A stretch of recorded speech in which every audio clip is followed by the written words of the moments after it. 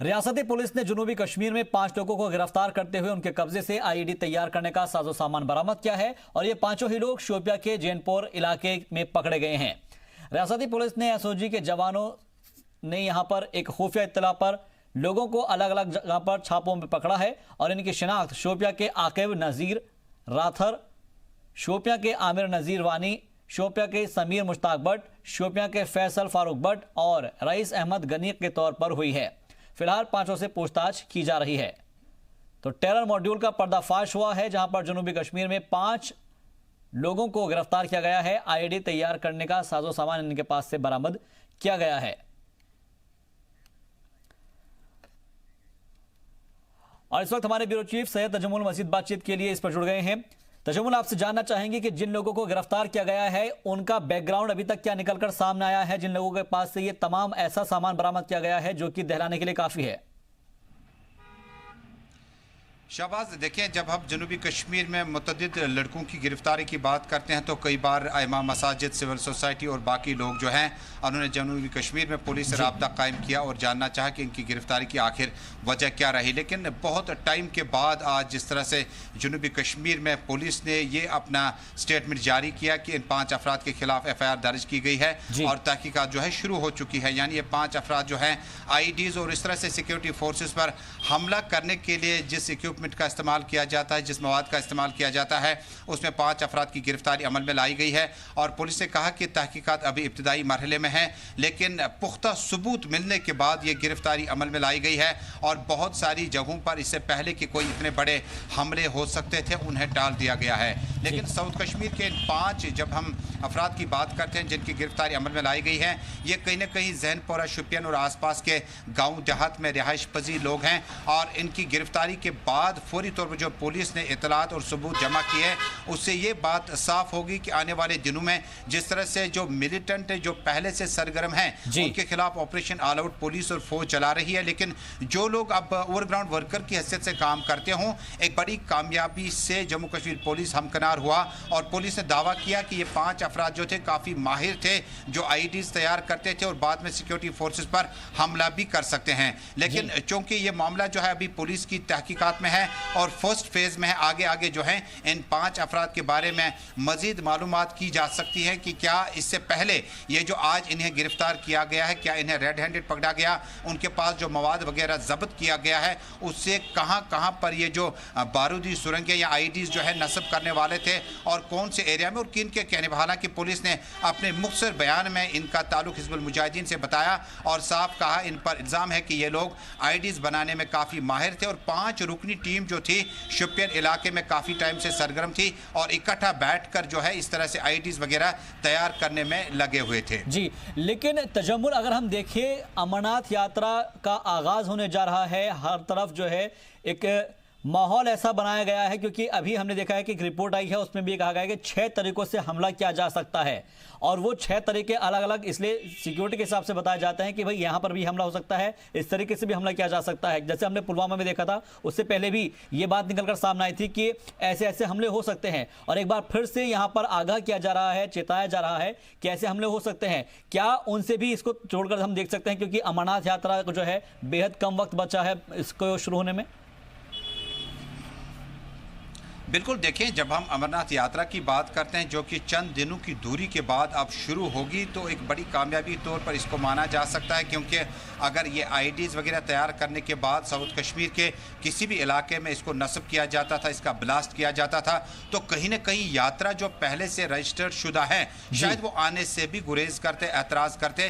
कहीं ना कहीं इसका मनफी असर ज़रूर पवित्र यात्रा से पहले यात्रियों पर पड़ सकता था। लेकिन इसको यात्रा के साथ जोड़ने के अलावा जो आम इस वक्त हालात हैं, आपको याद होगा कि गुज़श्ता 7 दिनों के अंदर अंदर तकरीबन 10 पैरामिलिट्री फोर्स या सेना के जो जवान हैं अभी कई एक हमलों में मारे गए हैं। यानी यात्रा तो बिल्कुल सर पे आ चुकी है, नजदीक है बिल्कुल, लिहाजा इसे कामयाबी के तौर पर माना जा सकता है। लेकिन मुझे लगता है कि जो जनूबी कश्मीर का या मिलिटेंसी का जो ग्राफ है और मिलिटेंसी का जो रिजल्ट अभी तक हमारे पास है उसमें बहुत कम बार इस तरह से यात्रियों पर हमले हुए हों, जिसके लिए JRL ने भी अपना स्टेटमेंट जारी किया है कि यात्री हमारे मेहमान है, उस पर कोई भी हमला नहीं कर सकता है। लेकिन यात्रा के बाद जो सिक्योरिटी फोर्सेस का डिप्लॉयमेंट है, जो सिक्योरिटी फोर्स का सर्च ऑपरेशन के बाद खलल डालने के तौर पर अगर आईडीज का इस्तेमाल किया जाता है तो मुझे लगता है कि बड़ी कामयाबी है। जिस तरह से operation all out 1 all out 2 के बाद साउथ कश्मीर को काफी टाइटली इसको मॉनिटर किया जाता है और रियासती गवर्नर सत्यपाल मलिक ने भी कहा कि यात्रा को बहुत आसान तरीके से अंजाम दिया जाएगा। और जिस तरह से हमने पूछा कि लगातार सिक्योरिटी फोर्स पर हमले भी हुए, उन्होंने कहा कि ये हमले पहले भी होते रहे हैं, सिक्योरिटी फोर्स बिल्कुल तैयार इन हमलों का जवाब देने के लिए। लेकिन साउथ कश्मीर में शाहबाज आपको याद है कि जब आम अफराद की गिरफ्तारी अमल में लाई जाती है जिसका आम लोगों को पता नहीं होता कि इसके तार कहां जुड़े हुए हैं, कनेक्शंस कहां है, तो मुझे लगता है कि आज 5 अफराद के नाम आने के बाद जिस तरह से गवर्नमेंट ने या पुलिस ने नाम जाहिर किए और बताया कि एक आईडी ब्लास्ट करने से पहले ये जो इस तरह की चीजें तैयार करते थे, मुझे लगता है कि उन लोगों के लिए जवाब है कि जो जम्मू कश्मीर पुलिस इन इलाकों में गिरफ्तारी करती है, कहीं ना कहीं इनका गिरफ्तारी के बाद मिलिटेंसी के साथ कोई जरूर वास्ता है। लेकिन अमरनाथ यात्रा बिल्कुल ये लेकिन तजम्मुल एक चीज अहम ये भी है क्योंकि जितने भी ये लोगों को ऊपर शक जाहिर किया जा रहा है, जो लोग पकड़े गए हैं उनका ताल्लुक शोपियां से बताया गया है। बताया जा रहा है कि ये तमाम जितने भी लोग हैं वो शोपियां से ताल्लुक रखते हैं। ये वही शोपियां है, हमने देखा है कि यहां पर कितने ज्यादा लोगों को पकड़ा गया है। क्या जो जिन 260 और तकरीबन 300 दहशतगर्दों के बारे में जिक्र किया जा रहा है कि वो यहां पर वादी के अंदर कभी भी कुछ ना कुछ हमला कर सकते हैं, उनमें से इनको मानकर चला जाए? बिल्कुल, देखिए जब एक मिलिटेंसी दो तरह की है, एक मिलिटेंसी जो है ओवरग्राउंड वर्कर की हैसियत से लोग काम करते हैं, कुछ लोग जो है मिलिटेंसी में ओपनली है, खुलम खुला है। और कल से हमने देखा कि सोशल मीडिया पर बारामुल्ला, पुलवामा, त्राल और कई एक इलाकों से खबरें हैं कि जो लोग मिसिंग थे, जो नौजवान मिसिंग थे, काफ़ी सारों ने मिलिटेंसी ज्वाइन किया हुआ है। लिहाजा जो लोग अभी मिलिटेंसी की सफ़ों में लगातार बराह रास्त शामिल नहीं हुए हैं, अगर उनकी गिरफ्तारी अमल में लाई जाती है तो साफ तौर पर होगा कि गिरफ्तारी से कबल इस तरह के अफराद जो हैं कहीं ना कहीं ओवरग्राउंड काम करने की हैसियत से जो अपनी जिम्मेदारियां निभा रहे हैं उनके साथ मिलकर सिक्योरिटी फोर्सेस को जिस तरह से इत्तला मिली उसके बाद गिरफ्तारी अमल में लाई गई, मुझे लगता है कि जरूर बड़ा धचका होगा, सेटबैक होगा कि आप डायरेक्ट हमलावर ही नहीं हो सकते बल्कि आपको शेल्टर, फूड, ट्रांसपोर्टेशन, बाकी चीजें फराहम करने के लिए कहीं ना कहीं इस तरह के नौजवानों का इस्तेमाल किया जाता है। और साउथ कश्मीर में इंप्रेशन जो ऑपरेशन ऑल आउट के बाद जहां इसको एक ग्राफ से देखें कि काफी ज्यादा मिलिटेंट मारे गए, दूसरा इसका ग्राफ यह होगा कि काफी इन्फ्लुएंस भी हो रहे हैं। बिल्कुल, यानी कि एक तरीके से जो चीज खत्म करने की हम कोशिश कर रहे हैं वही चीज लगातार बढ़ती जा रही है और इस पूरे के पूरे वायरस को एक साथ खत्म करने की जरूरत है। आप मेरे साथ लगातार बने रहिए क्योंकि कश्मीर की हम बड़ी खबरों का जिक्र कर रहे हैं। अब अगली खबर का हम रुख करते हैं जहां पर J&K बैंक में तकर्रुरी में बदनवानी की जांच के दौरान एंटी करप्शन ब्यूरो ने बैंक के साबिक चेयरमैन परवेज अहमद नेंगरू पर शिकंजा कसते हुए उनके घर और उनके बड़े भाई नवाज अहमद के मकान पर भी छापा मारा। छापेमारी के दौरान एसीबी ने कई अहम दस्तावेजों को कब्जे में लेकर पूछताछ की है। बता दें कि 9 जून को एसीबी ने जम्मू कश्मीर बैंक में फर्जी तकर्रुरियों की जांच के लिए बैंक के हेडक्वार्टर पर छापा मारा था।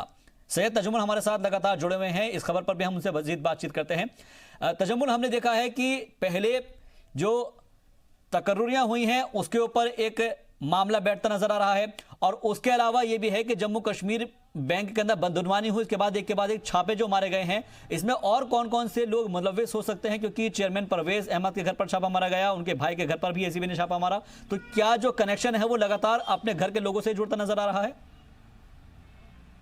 बिल्कुल, देखिए जिस तरह से साबिक चेयरमैन के कॉर्पोरेट ऑफिस पे पहले छापामारी हुई, उन्हें शायद ही नहीं पता था कि उन्हें आज ओहदे से बरतरफ किया जाएगा और उनकी जगह तकर्रुरी भी की जाएगी। लेकिन उसके बाद जब वहाँ कॉर्पोरेट ऑफिस में छापामारी हुई, उसके बाद दस्तावेजात जो हाथ में लिए गए हैं, उसके बाद कहीं ना कहीं जो कागजात उन्हें चाहिए थे और जिन कागजात को कॉर्पोरेट ऑफिस में होना चाहिए था, उन्हें कॉर्पोरेट ऑफिस के बजाय उनके ब्रादर जो है उनके घर पर देखे गए हैं। यानी बहुत सारी ड्यू लेटर्स हैं जिनको रिकमेंड मिनिस्टर ने किया है, बहुत सारे कर्जे जो आसान किस्तों पर दिए गए थे, बहुत सारे लोन के मामला थे जिन्हें वापस अभी तक लाया नहीं गया है, बहुत सारे पॉलिटिकल कमिटमेंट्स हैं जिनकी तहरीरी जो शिकायत हैं, जो तहरीरी रिकमेंडेशंस हैं, वो कहीं ना कहीं उनके अहबाब, दोस्त और रिश्तेदारों के घर पे हो सकते हैं। और कॉर्पोरेट ऑफिस में एसीबी की छापामारी के बाद जिस तरह से कागजात कुछ हासिल किए गए हैं और कुछ कागजात हो सकता है कि उन्होंने अपने करीबी रिश्तेदारों के घर में रखे हुए हों, जिससे तहकीकात को अमली जामा पहनाने तक, हल करने तक आसानी मिल मिल सकती है।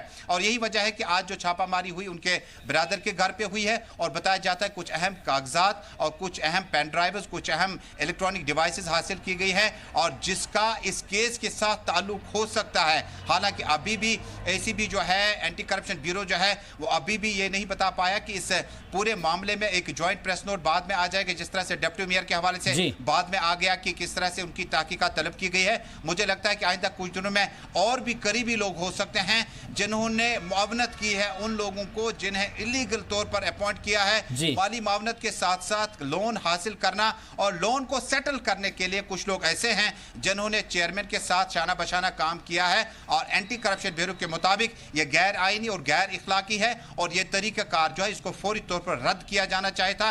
जो फिलवक्त उनके करीबी रिश्तेदार, अहबाब व दोस्त जो है और भी छापामारी हो सकती है ताकि एंटी करप्शन ब्यूरो एक व्हाइट पेपर जारी करे कि उन्होंने चेयरमैन की बरतरफी के बाद जो होमवर्क किया उन्हें वापस हासिल किया हो, क्योंकि आने वाले दिनों में एंटी करप्शन ब्यूरो पर अब सवाल होंगे कि जो छापामारी हुई उन्होंने वहां से क्या हासिल किया। लिहाजा मुझे लगता है कि एसीबी कोई भी खाना जो है खाली नहीं छोड़ना चाहते हैं और जब कल रिपोर्ट शाया करनी है, जब कल रिपोर्ट सामने आएगी उसमें उनका होमवर्क जो है उसका बिल्कुल एसीबी का होमवर्क दिखाना बेहद जरूरी हो जाएगा, क्योंकि एंटी करप्शन ब्यूरो को वो तमाम सबूत इकट्ठे करने होंगे जिसकी बिना पर वो लगातार छापे मार रहे हैं। लेकिन सवाल ये भी उठता है तजम्मुल की जो एक एतमाद बना हुआ है जम्मू कश्मीर के लोगों का J&K बैंक पर, वो एक तरीके से खत्म होने के ऊपर चला जाएगा।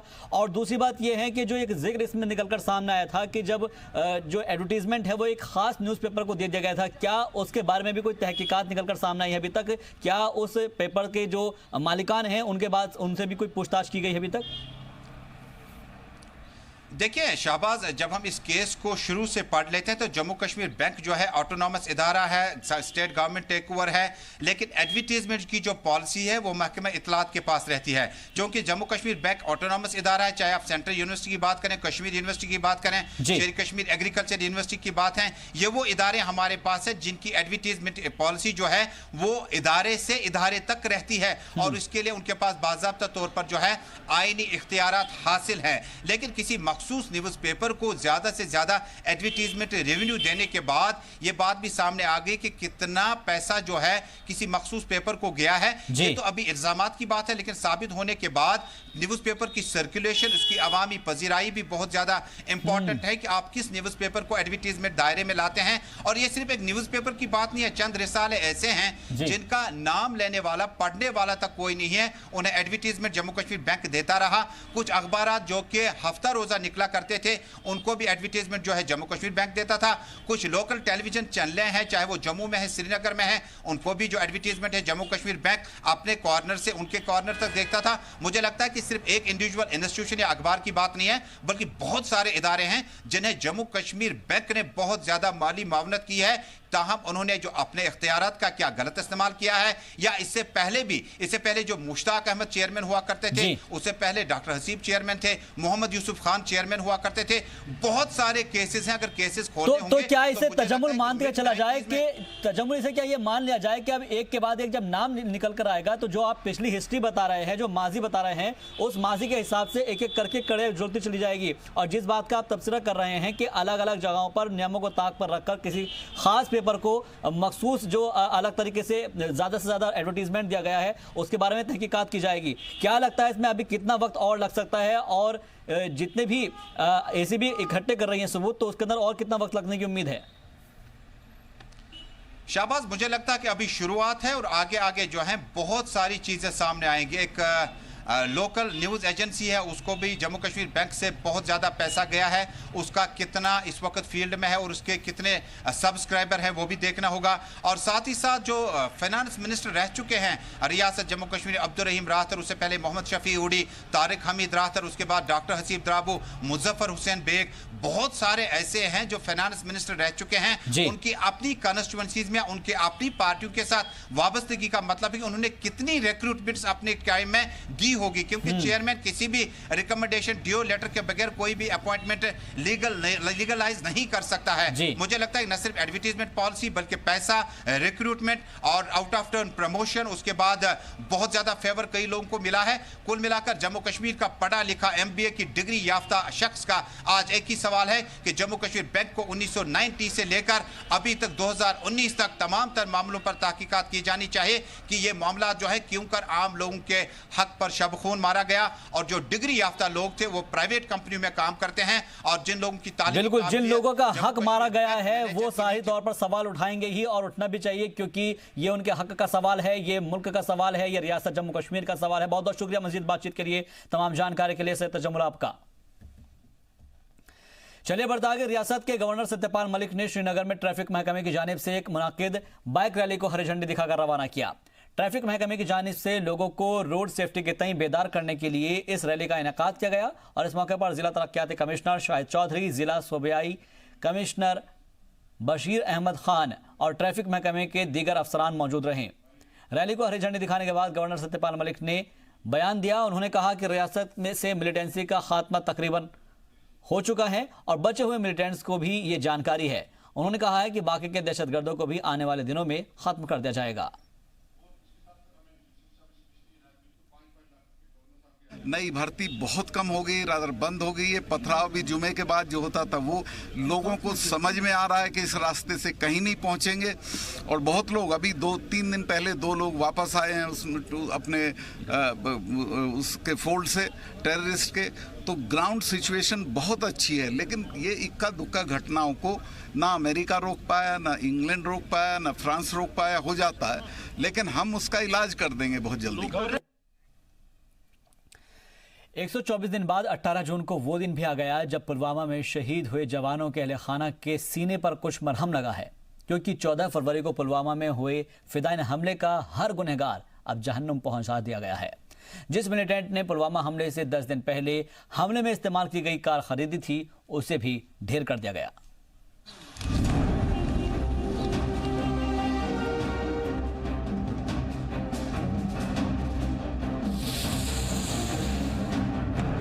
ये पुलवामा के आखिरी 2 गुनहगार थे जिन्हें फौज की गोली ढूंढ रही थी।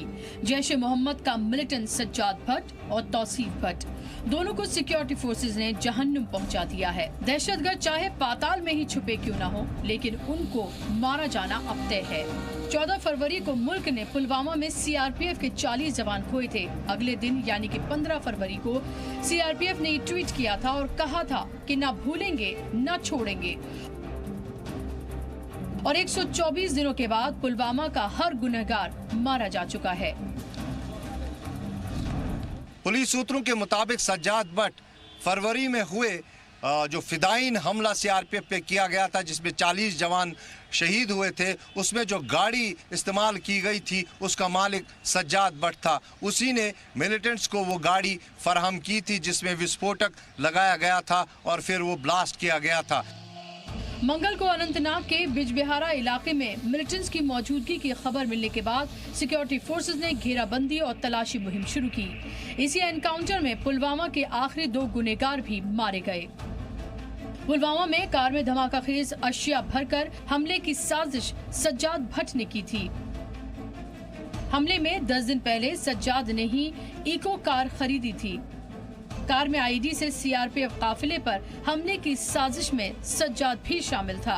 पुलवामा हमले के मास्टरमाइंड सज्जाद भट्ट ने ही हमले से 10 दिन पहले मारुति इको कार खरीदी थी और इसी कार से CRPF के काफिले की बस में आत्मघाती हमला किया गया था।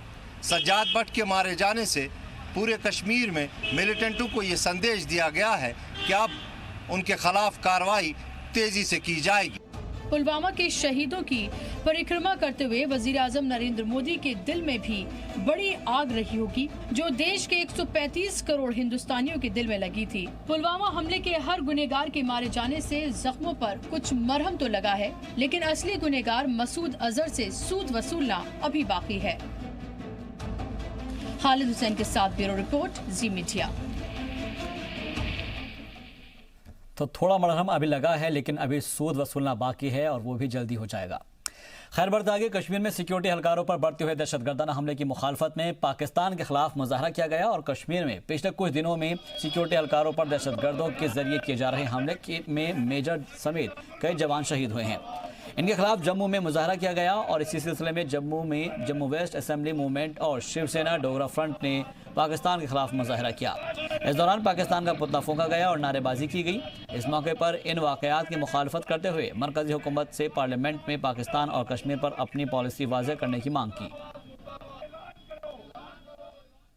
जो यहाँ पर पाकिस्तान ने जम्मू कश्मीर में युद्ध शुरू किया हुआ है, ताबड़तोड़ हमले कश्मीर में, अनंतनाग, पुलवामा, बारामूला में कर रहा है।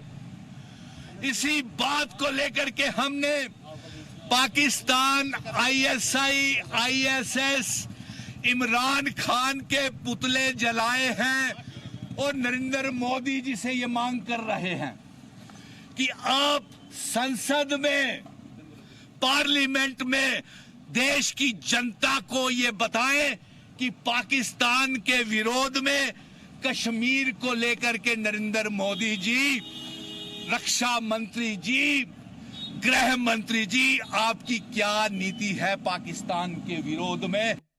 उधमपुर के चिनैनी तहसील के पट्टनगढ़ इलाके में हर दिन लकड़ी की खरौली पर बैठकर स्कूल की ओर जाने वाले बच्चे की जान आज आफत में फंस गई। हर रोज की तरह खरौली पर बैठकर स्कूल जाने वाली खरौली की तार अचानक से टूट गई और जिसकी वजह से बच्चे खरौली में ही फंस गए। जैसे इस बात की जानकारी तहसील इंतजामिया को हुई तो आला ऑफिसर्स पहुंचे और क्रेन और रेस्क्यू टीम मौके पर पहुंच गई। कुछ ही घंटों की मशक्कत के बाद सभी बच्चों को खरौली से महफूज निकाल लिया गया।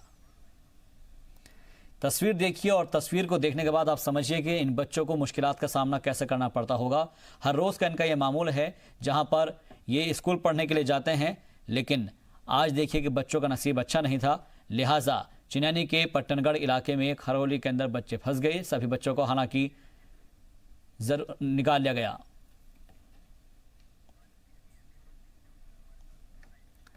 और हमारे ब्यूरो चीफ जम्मू से राजू जुड़ गए हैं। राजू किरनी, आपसे जानना चाहेंगे हम कि ये तस्वीर अपने आप में बयां करने के लिए काफी है कि बच्चों की पढ़ाई के लिए हुकूमत और हुक्मरान और अफसरान कितने ज्यादा संजीदा है। लगातार बच्चे इस रास्ते से होकर गुजर रहे थे, लेकिन जब तक ये कोई ऐसी सिचुएशन नहीं आई तब तक वहां नहीं पहुंचे और आज अचानक जब ऐसे मौके पर इस मुहाने पर जिंदगी खड़ी हुई तब जाकर आंख खुली है। जी, ये जो आज जो हादसा हुआ ये खाली एक ही जगह का नहीं है, उधमपुर जिले के चनैनी का है। ऐसे जो है अगर हम बात करें तो डोडा, भदरवाह, किश्तवाड़, ये कई जो जिले हैं यहाँ पे जो है इस तरह से बच्चे जो है रोजाना जो है बच्चों के साथ उनके पेरेंट्स भी, अगर हम बात करें, लोग जो है रोजाना दरियाओं को जो है पार करके, नालों को पार करके जाते हैं और प्रशासन जो है अभी तक सोया हुआ है। प्रशासन की तरफ से कोई भी ऐसा जो कदम नहीं उठाया गया कि ये लोग रोज रोज अपनी जान को जो है खतरे में ना डाले। ये तो एक नाला था, हालांकि जान इसमें भी जा सकती थी, लेकिन कई लोग तो चिनाब दरिया के ऊपर से इसी तरह से ट्रॉली के ऊपर से गुजरते हैं। आज वाले जो ये हादसा हुआ इसमें 5-4 बच्चे थे जो उस समय स्कूल जा रहे थे, 9:30 बजे का टाइम था सुबह, और एक उनमें एक बड़ा भी था। बड़ी मुश्किल से इनको शाम को 4 बजे के करीब जो है रेस्क्यू करना पड़ा, रेस्क्यू हो सके। ये अपने आप में कितनी ट्रेजेडी है कि ये लोग बार बार अपनी मौत को देखते हैं और फिर जो है ये उम्मीद करते हैं कि कल सुबह हम फिर जो है स्कूल जाएंगे बच्चे, फिर शाम तक बच्चों के घर वाले इंतजार करते हैं कि हमें जो है हमारे बच्चे जो है घर वापस कुछ में से आ जाएं। तो ये अपने आप में जो प्रशासन को देखना चाहिए कि इन बच्चों के लिए, इन लोगों के लिए जो कि बड़े बिखरे हुए गांव में रहते हैं, कहीं ना कहीं पे कोई पुलों का इंतजाम कर दें, कहीं ना कहीं पे कोई ऐसा मजबूत लेकिन राजू ऐसा इंतजाम हो नहीं पा रहे हैं ना, क्योंकि इंतजामिया की तरफ से तो बहुत सारे दावे और वादे किए जाते हैं। अब हालांकि प्रेसिडेंट वहां पर गवर्नर रूल है, लेकिन बावजूद इसके यहाँ पर क्या जो ऑफिसर्स है, जो अफसरान है, उन्होंने कोई दावा किया है, क्या कोई बताया है कि हाँ इतने दिनों में ये चीज ठीक हो जाएगी? जी बिल्कुल नहीं, क्योंकि बेशक राज्य में गवर्नर रूल है, लेकिन ये जो सिलसिला है, ये जो इस तरह की बातें हैं, ये पिछले कई सालों से, जब से जो है ये सिस्टम बना है, या जब से हम ये कह सकते हैं कि राज्य का जो है विलय हुआ है। तो ये तब से ऐसा सिस्टम चल रहा है और आज तक किसी ने सरकारों की तरफ से अगर कहीं पे फंड आए भी होंगे तो उनको डाइवर्ट कर दिया गया। यहाँ के लोगों को जो है उनकी हालत वैसी की वैसी है, उनमें कोई सुधार नहीं हुआ। उनको रोज जो है जान जोखिम में डाल के जो है दरिया को पार करना पड़ता है। तो ये बड़ी मुश्किल है इस इलाके के लोगों के लिए, क्योंकि पहाड़ी इलाका है और यहाँ पे जो है मेडिकल सुविधाएं भी जो है बड़ी दूर दराज हैं। स्कूल बच्चों को दूर जाना पड़ता है, बारिश आ जाए तब दिक्कत है, बर्फबारी हो जाए तब दिक्कत है।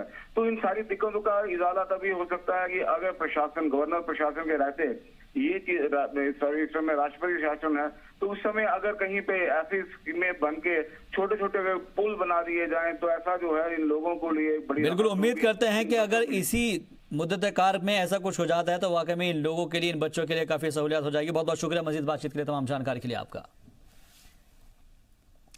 चलिए बढ़ते आगे। तंगमर्ग के एक गांव में शॉर्ट सर्किट की वजह से एक घर में आग लग गई, जिससे लाखों का सामान जलकर तबाह हो गया।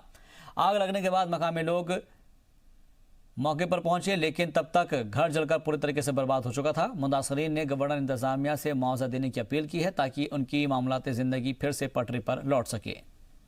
आग शुरू होगी जिसमें इनका सारा लाखों का माल तबाह हो गया। सबसे ज्यादा नुकसान जो बच्चों के कागजात होते हैं, डिग्री होती है, मार्कस कार्ड होते हैं, जिस पे जिम्मेदारी, जिस पे सारी दुनिया में बच्चा चल सकता है, फिर सकता है, दिखा सकता है। कुछ लोगों को कुछ नहीं रहा इनके पास। गाड़ियों के लाइसेंस जल गए सारे। करीबन सोना इनका 3-3.5 लाख का, एक बेटी का वो जल गया, उसकी शादी थी शायद, वो भी जल गया ऊपर सारा। करीबन 10 से 12 क्विंटल चावल थे और भी बिस्तर जो भी है इनके पास सब कुछ खत्म हो गया। इनके पास कुछ नहीं रहा। हमारा परिवार अंदर था, मेरा बेटा अंदर था, मेरी भांजी भी अंदर थी। और जैसे ही आवाज़ आई तो हम दौड़ के आए तो पूरा मकान जला हुआ था। तो मुश्किल से हम उन बच्चों को निकाल पड़े। और हमारा जो था, मेरी शादी हुई थी और मेरे भैया की भी शादी थी और बाप था, यहाँ माँ का भी जेवर था। हमारा सब नुकसान हो गया है। मेरा जितना भी मतलब सोना था। गुरु सूर तमुल तड़ियास, चाय तड़ियास, तेल त सोरे कह वड़ियास। ये टोटल कहें। गैस मज तम वड़ियास, बिस्तर तह कह, पल लागन खुसम पलव तह, तमाम आइटम मकदाय अमिस। पहलगाम में राफ्टिंग के दौरान जम्मू के 2 राफ्टिंग प्लेयर्स की मौत के बाद सवाल उठ रहे हैं कि इस बीच डायरेक्टर टूरिज्म निसार अहमद वानी ने सफाई दी कि मुकाबले के पहले सभी तरह की तैयारियां मुकम्मल कर ली गई थी और हादसा मुकाबले के बाद पेश आया है, जब कुछ लोग जॉय राइड के लिए 4 बजे के बाद मना करने के बावजूद भी राफ्टिंग के लिए दरिया में चले गए। हमने अपने हिसाब से जो भी रिक्रूट अरेंजमेंट्स है हर एक इन प्लेस रखा था। सीएमओ साहब को लिख के हमने कहा था कि डॉक्टर और एम्बुलेंसेज दे दे। उन्होंने वो टीमें रखी थी और एम्बुलेंसेज वहाँ रखे थे। इसी तरह एसडीआरएफ की टीम वहाँ थी, जेके पुलिस की टीम थी, 3 रेस्क्यू बोट्स थे। पहले दिन inauguration deputy commissioner Anantnag Khalid Jahangir साहब ने किया इन माई प्रेजेंस, तो पूरा प्रोग्राम अच्छी तरह से हुआ। जो हम ऑपरेटर्स हैं उसकी हम बहुत अच्छा ख्याल रखते हैं। बाई सेफ्टी मेजर्स, इक्विपमेंट जो अच्छा से अच्छा हो वो प्रोवाइड करते हैं। लेकिन फिर हर एक चीज़ हमारे हाथ में नहीं होता है, कुछ कुदरत का भी इसमें अमल दखल होता है। ये अनफॉर्चुनेट इंसिडेंट जो हुआ, ओवर हुई थी चैम्पियनशिप, कल का जो दिन था वो पूरा ख़त्म हो चुका था। फाइनली इन बच्चों ने कहा था कि हम एक जॉय राइड लेंगे, एक्स्ट्रा राइड, और उसमें ये मिसहैप हो गया।